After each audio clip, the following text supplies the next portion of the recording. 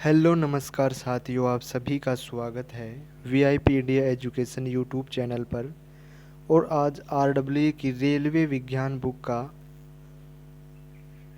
Physics का last chapter प्रकाश का ये सेकंड पार्ट का अध्ययन है।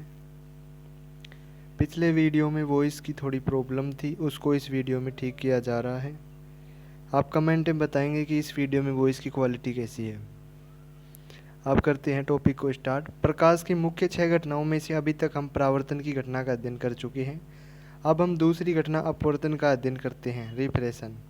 प्रकाश का अपवर्तन, रिफ्रेशन ऑफ लाइट। जब प्रकाश किरण एक पारदर्शी माध्यम से दूसरे पारदर्शी माध्यम में प्रवेश करती है तो वह प्रकाश किरण अपने मार्ग से विचलित हो जाती है। इसे ही प्रकाश का अपवर्तन कहते हैं। अपवर्तन का जो कारण है वो है विभिन्न माध्यमों में प्रकाश की चाल का अलग अलग होना ही अपवर्तन का कारण है। जब प्रकाश किरण विरल माध्यम से सघन माध्यम में प्रवेश करती है तो प्रकाश किरण अभिलंब की ओर झुक जाती है, और जब सघन माध्यम से विरल माध्यम में जाती है तो प्रकाश किरण अभिलंब से दूर हट जाती है। जो इस चित्र के माध्यम से समझ सकते हैं, यह अभिलंब है, यह आपतित किरण है, और ये विरल माध्यम है और नीचे सघन माध्यम है। अब विरल माध्यम से सघन माध्यम में प्रवेश करती है तो ये अभिलंब की ओर झुक जाती है, और विरल माध्यम से सघन माध्यम में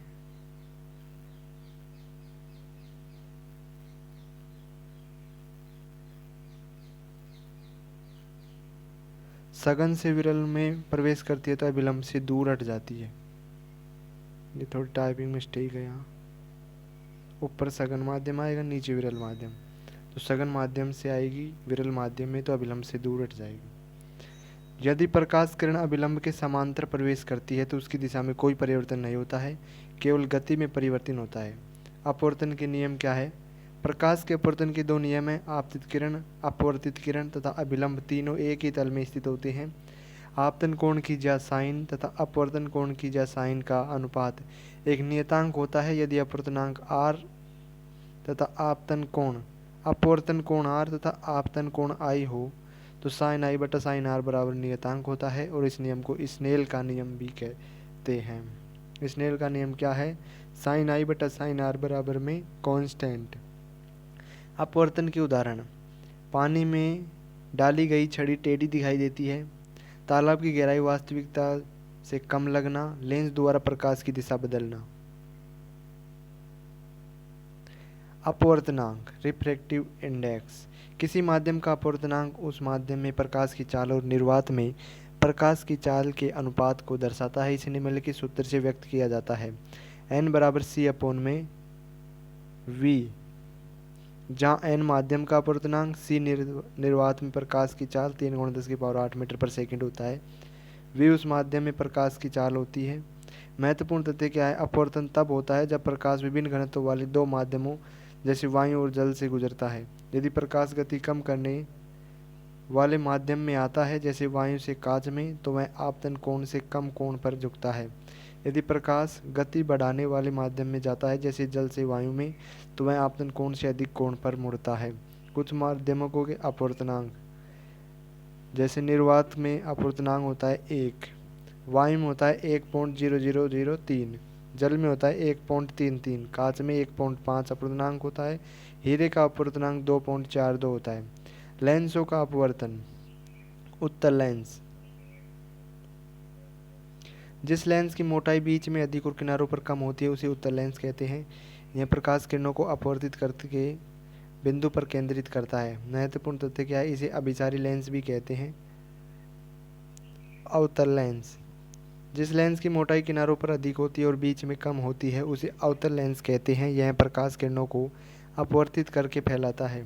महत्वपूर्ण तथ्य, इसे अपसारी लेंस, डाइवर्गिंग लेंस भी कहते हैं। लेंस से संबंधित महत्वपूर्ण परिभाषाएं: प्रकाश केंद्र, वह बिंदु जहाँ से गुजरने वाली किरणें बिना मुड़े निकलती है। वक्रता केंद्र C1 C2, लेंस की गोलाकार सतहों के केंद्र होते हैं। वक्रता त्रिज्या R, वक्रता केंद्र और लेंस की सतह के बीच की दूरी होती है। मुख्य अक्ष प्रकाशिक केंद्र और वक्रता केंद्रों को जोड़ने वाली रेखा होती है। मुख्य फोकस समांतर किरणों के मिलने का बिंदु होता है। फोकस दूरी प्रकाशिक केंद्र और फोकस के बीच की दूरी होती है। द्वारक होता है लेंस का वह भाग जिससे प्रकाश गुजरता है। लेंस द्वारा प्रतिबिंब बनने के नियम। जब कोई वस्तु उत्तल या उत्तल लेंस के सामने रखी जाती है तो उसका प्रतिबिंब बनने के लिए कुछ महत्वपूर्ण नियमों का पालन किया जाता है। ये नियम निम्नलिखित है। मुख्य अक्ष के समांतर आने वाली किरण का नियम। नियम क्या है? जब कोई किरण मुख्य अक्ष के समांतर आती है तो अपवर्तन के बाद उत्तल लेंस में वह मुख्य फोकस से गुजरती है और अवतल लेंस में ऐसे प्रकट होती है जैसे फोकस से आ रही हो। आप चित्र से देख सकते हो, ये उत्तल लेंस, ये अवतल लेंस।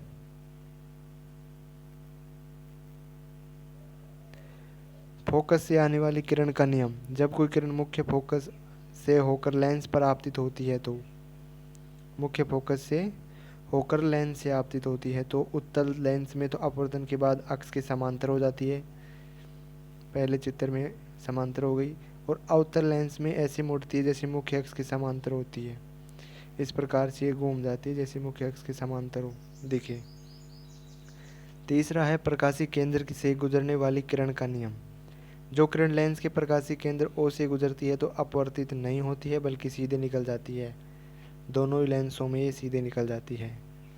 लेंसों द्वारा वस्तु की विभिन्न स्थितियों के लिए बनने वाले प्रतिबिंब के गुण ये हैं। उत्तल लेंस के क्या है? दर्पण की तरह यहाँ भी वस्तु को 6 स्थितियों में रखा जाता है।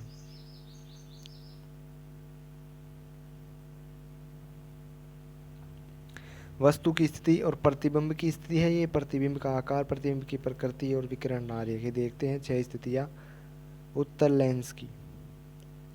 लेंस व F1 के बीच में होती है वस्तु तो उसका प्रतिबिंब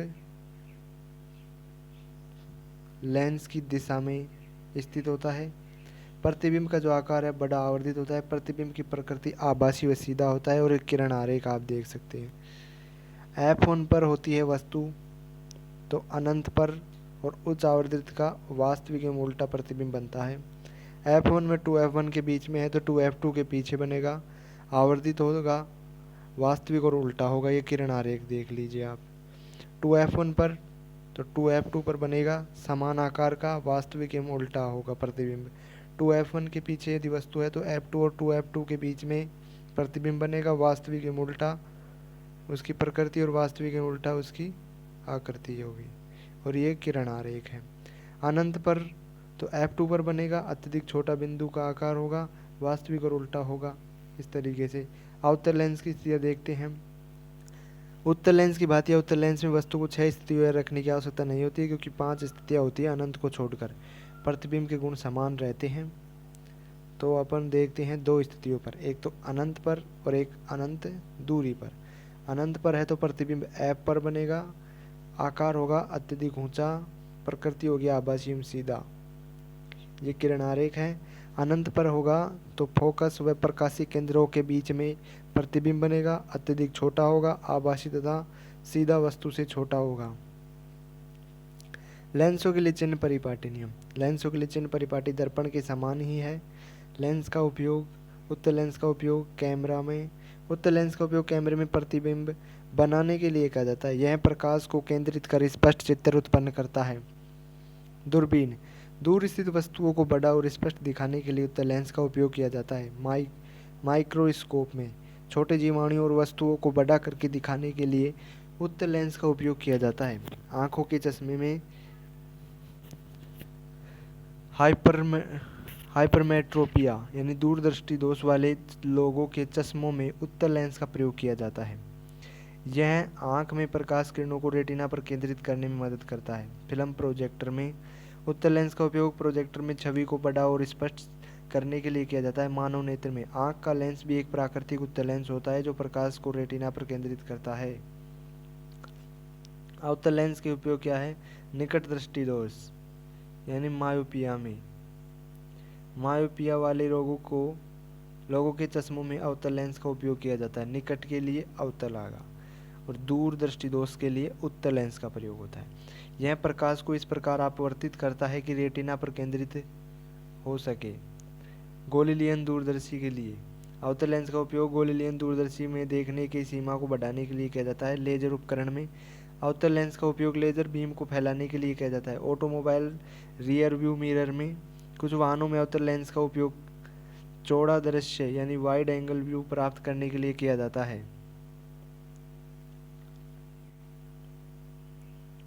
लेंस लेंस का सूत्र उत्तर और अवतल लेंसों के लिए वस्तु की दूरी u, प्रतिबिंब की दूरी v और फोकस दूरी f के बीच में संबंध को दर्शाता है। ये लेंस का सूत्र है 1/f बराबर 1/v minus 1/u। f lens की फोकस दूरी है, u वस्तु की दूरी है और v प्रतिबिंब की दूरी है। क्वेश्चन देखते हैं। एक उत्तल लेंस की फोकस दूरी 20 सेमी है। यदि किसी वस्तु को लेंस के सामने 60 सेमी की दूरी पर रखा जाए तो प्रतिबिंब की दूरी ज्ञात करें। अपने को दिया गया है फोकस दूरी f का मान 20 सेमी है। प्लस माइनस तो प्लस तो नहीं लगाएंगे तो भी प्लस ही होता है और माइनस का चिन्ह लगाया जाता है। और वस्तु की दूरी चूँकि उत्तल लेंस है तो u किधर आएगा, माइनस में, माइनस साइड में, चिन्ह परिपाटी के नियम के अनुसार। ये 60 सेंटीमीटर है। उत्तल लेंस की फोकस दूरी पॉजिटिव होती है। लेंस के सूत्र में इसका मान रखेंगे चिन्हों सहित रखेंगे तो 1/v बराबर 1/30 और v बराबर 30 सेमी आ जाएगा, यानी प्रतिबिंब 30 सेमी दूरी पर बनेगा। Question number 2। एक अवतल लेंस की फोकस दूरी 15 सेमी है। यदि किसी वस्तु को लेंस के सामने 30 सेमी की दूरी पर रखा जाए तो प्रतिबिंब की दूरी, फोकस दूरी अपने को दे रखा 15 सेमी। चूँकि अवतल लेंस है तो ऋणात्मक होगा। फोकल लेंथ अवतल लेंस में ऋणात्मक होगी तो -15 सेंटीमीटर। और वस्तु की दूरी u भी क्या होगी, माइनस में, माइनस का 30 सेंटीमीटर। 1/f बराबर 1/v माइनस 1/में चिन्हों सहित इसका मान रख देंगे और v का मान आ जाएगा अपने पास कितना, माइनस का 10 सेमी। प्रतिबिंब 10 सेमी की दूरी पर बनेगा, आभासी और सीधा होगा। क्योंकि v ऋणात्मक है तो सीधा होगा और आभासी होगा। रेखीय आवर्धन लीनियर मैग्निफिकेशन। रेखीय आवर्धन दर्पण तथा लेंस के लिए समान होता है, तथा पीछे जो हम दर्पण के लिए रेखीय आवर्धन पढ़ चुके हैं वही लेंस के लिए भी रहेगा। लेंस की क्षमता, पावर ऑफ लेंस। किसी लेंस की क्षमता उसके द्वारा किरणों को मोड़ने की क्षमता पर निर्भर करती है। जो लेंस प्रकाश किरणों को जितना अधिक मोड़ने में सक्षम होता है उसकी फोकस दूरी उतनी ही कम और अधिक होती है। इसे P द्वारा प्रदर्शित करती है। P बराबर 1/f होता है। ये मीटर में 1/f हो जाएगा, सेंटीमीटर में बदलेंगे तो f का मान हो जाएगा 1/100, 100 पर चला जाएगा 100/f। लेंस की क्षमता का ऐसा ही मात्रक डायोप्टर होता है। अवतल लेंस की क्षमता ऋणात्मक और उत्तल लेंस की क्षमता धनात्मक होती है। प्रकाश की मुख्य 6 घटनाओं में अभी तक हम 2 घटनाओं को, परावर्तन और अपवर्तन को पढ़ चुके हैं। अब अन्य 4 का अध्ययन करेंगे। वर्ण विक्षेपण तीसरी घटना है डिस्प्रेशन। जब सफेद प्रकाश किसी प्रिज्म से होकर गुजरता है तो वह विभिन्न रंगों में विभाजित हो जाता है। इस घटना को वर्ण विक्षेपण कहते हैं, डिस्प्रेशन ऑफ लाइट कहते हैं। प्रिज्म से गुजरने पर सफेद प्रकाश 7 रंगों में विभाजित होता है। बैंगनी, ये 7 रंग है, बैंगनी, नीला, आसमानी, हरा, पीला, नारंगी, लाल। विबजी और इसका संक्षिप्त रूप यानी कि ट्रिक है, वी यानी वॉयलेट, वॉयलेट यानी बैंगनी, आई यानी इंडिगो, बी यानी ब्लू, जी यानी ग्रीन, वाई यानी येलो, ओ यानी ऑरेंज, आर यानी रेड। विबजियोर। कारण क्या होता है, प्रत्येक रंग का अपवर्तनांक अलग अलग होता है।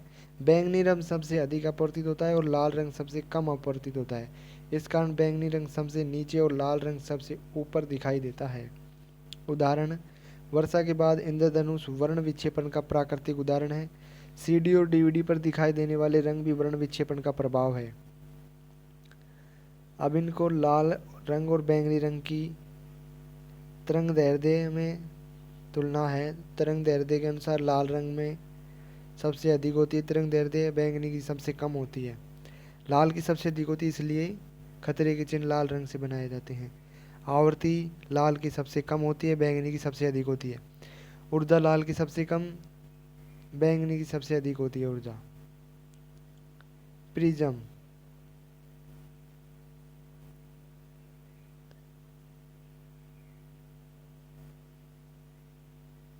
प्रिज्म एक पारदर्शी ठोस होता है जिसमें कम से कम 2 समतल सतह एक निश्चित कोण पर झुकी होती है।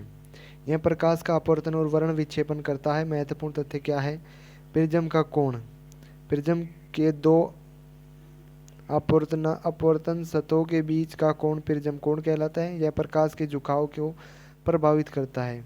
ये प्रिज्म है।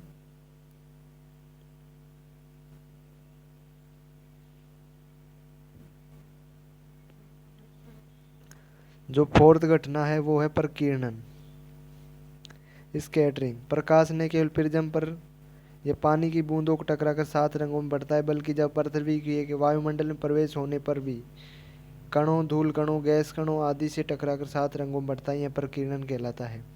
प्रकीर्णन के प्रभाव: आकाश का नीला रंग दिखाई देना। सूर्य से आने वाले प्रकाश में नीला रंग अधिक प्रकीर्णन होता है, इसलिए आकाश नीला दिखाई देता है। सूर्यास्त और सूर्योदय के समय लाल रंग का। जब सूर्य क्षितिज के पास होता है तो नीली किरणें वातावरण में बिखर जाती है और लाल रंग की किरणें सीधे हमारी आंखों तक पहुंचती है। कोहरे या धुंध में हेडलाइट का पीले रंग की तरंग दैर्ध्य अधिक होती है, इसलिए कम परिकिरणित होता है और स्पष्ट रूप से दिखाई देता है। धुएं और कोहरे में प्रकाश का फैलना: कार की हेडलाइट, स्ट्रीट लाइट या टॉर्च का प्रकाश कोहरे में फैलता है, क्योंकि कोहरे में उपस्थित जलकण प्रकाश का प्रकीर्णन करते हैं। और 5 नंबर का जो पॉइंट है वो है वायुमंडलीय अपवर्तन। जब प्रकाश किरणें पृथ्वी के वायुमंडल में उपस्थित विभिन्न परतों वाली वायु परतों से गुजरती है और अपवर्तित होती है, तो इस घटना को वायुमंडलीय अपवर्तन कहा जाता है। महत्वपूर्ण तथ्य: वायुमंडलीय अपवर्तन का कारण: पृथ्वी का वायुमंडलीय विभिन्न घनत्व वाली कई परतों में बना होता है। ऊंचाई बढ़ने के साथ हवा का घनत्व कम होता जाता है। जब प्रकाश किरणें इन परतों से गुजरती है तो वे क्रमशः अपवर्तित होती है और उनकी दिशा बदल जाती है। वायुमंडलीय अपवर्तन से जुड़े महत्वपूर्ण प्राकृतिक घटनाएं हैं: सूर्योदय से पहले सूर्य दिखाई देना और सूर्यास्त के बाद भी सूर्य दिखना। जब सूर्य क्षितिज के नीचे होता है तब भी उसकी किरणें वायुमंडल में अपवर्तित होकर हमारी आंखों तक पहुंचती है। इससे सूर्य वास्तविक स्थिति से पहले ही दिखाई देने लगता है, सूर्यास्त के बाद भी कुछ समय तक दिखता है। तारों का टिमटिमाना भी: पृथ्वी का वातावरण लगातार बदलता रहता है, जिसमें तारों से आने वाली किरणें बार बार अपवर्तित होती है। इस कारण उनकी चमक कभी कभी और कभी कम हो जाती है, जिससे तारे टिमटिमाने प्रतीत होते हैं। और छठा पॉइंट है पूर्ण आंतरिक परावर्तन, टोटल इंटरनल रिफ्लेक्शन। जब प्रकाश किसी घनत्व वाले माध्यम से किसी कम घनत्व वाले माध्यम में जाने की कोशिश करता है और अपवर्तन के बजाय पूरी तरह परावर्तित हो जाता है, तो इस घटना को पूर्ण आंतरिक परावर्तन कहते हैं। पूर्ण आंतरिक परावर्तन की शर्तें क्या है: प्रकाश किरणें घनत्व वाले माध्यम से कम घनत्व वाले माध्यम की ओर जाएं, अधिक घनत्व वाले माध्यम से कम घनत्व वाले माध्यम की ओर जाएं, जैसे पानी से हवा में, कांच से हवा में। क्रांतिक कोण क्या होता है? क्रांतिक कोण वह अधिकतम आपतन कोण होता है जिस पर अपवर्तित कोण 90 डिग्री के कोण पर चलती है। यह भी आपतन कोण क्रांतिक कोण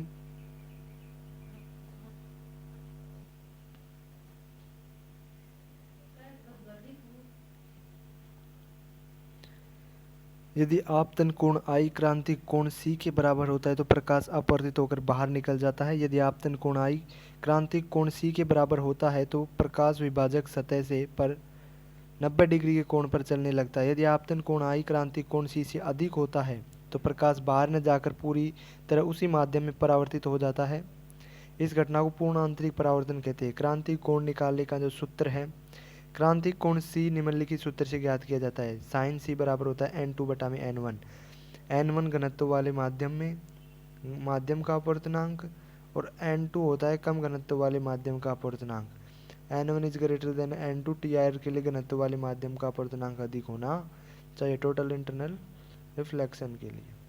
पूर्ण आंतरिक परावर्तन का उपयोग कई प्राकृतिक और कृत्रिम घटनाओं में होता है। मरीचिका, रेगिस्तान या गर्म सड़कों पर पानी जैसा दिखना।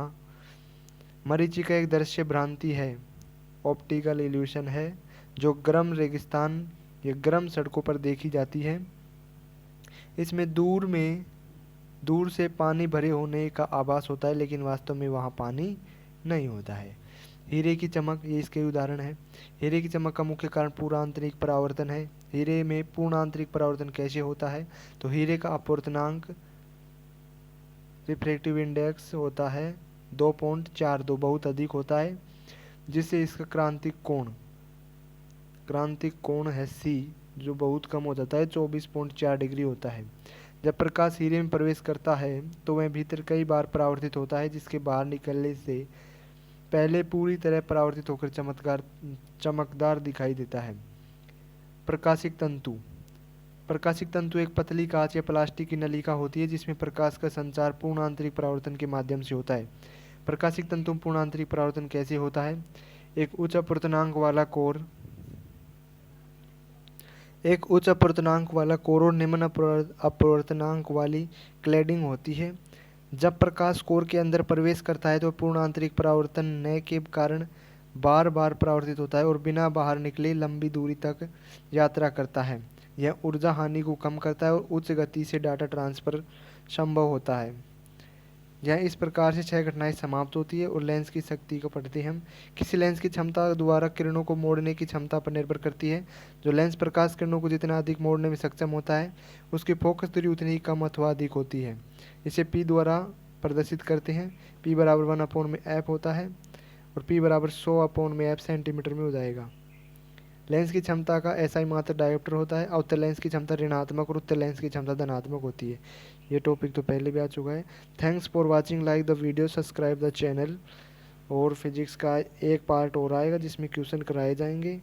उसके बाद रेलवे विज्ञान बुक की फिजिक्स कंप्लीट हो जाएगी और केमिस्ट्री और बायोलॉजी को भी अध्ययन करेंगे। चैनल पर बने रहे, लाइक करें, वीडियो को सब्सक्राइब करें। कोई भी समस्या हो, दिक्कत हो तो कमेंट में अवश्य बताएं। Thanks for watching.